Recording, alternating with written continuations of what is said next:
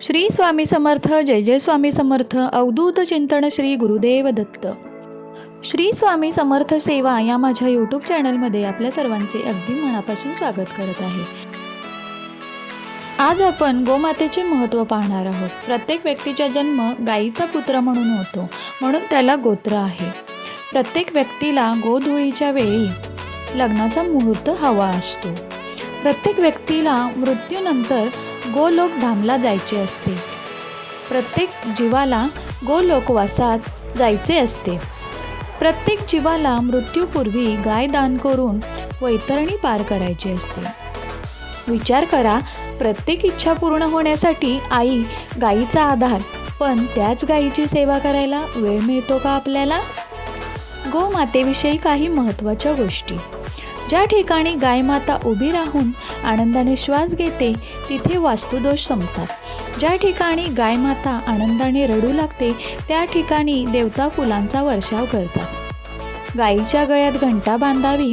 गायीच्या गळ्यात बांधलेली घंटा वाजवून गायीची आरती केली जाते.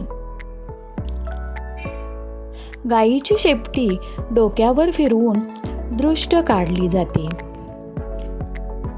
गोमातेच्या खुरांमध्ये नागदेवता वास करते. गायी माता ज्या ज्या ठिकाणी फिरत त्या ठिकाणी साप आणि विंचू येत नाही. गायीच्या गोठ्यात लक्ष्मीचा वास असतो.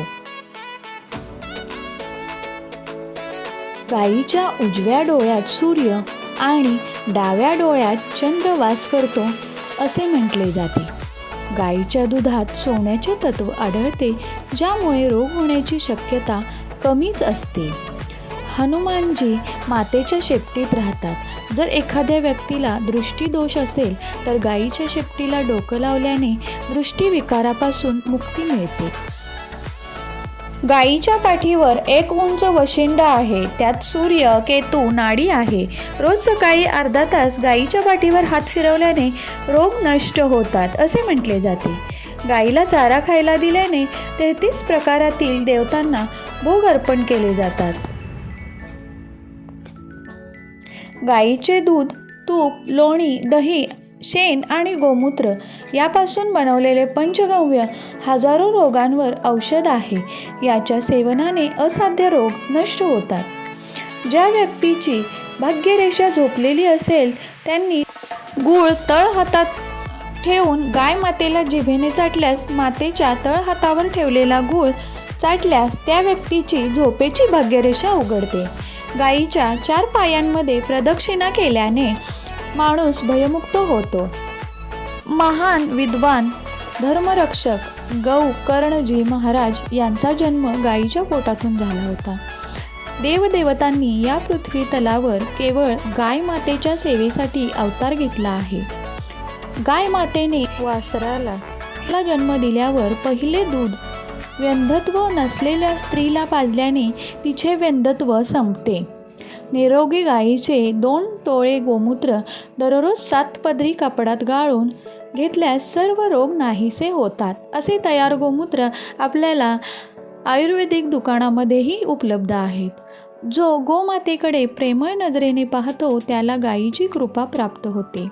काळ्या गायीची पूजा केल्याने 9 ग्रह शांत राहतात. जे धर्माने गायीची पूजा करतात ते शत्रू दोषांपासून मुक्त होतात. गाय हे फिरते मंदिर आहे. आपल्या सनातन धर्मात 33 देवता आहेत.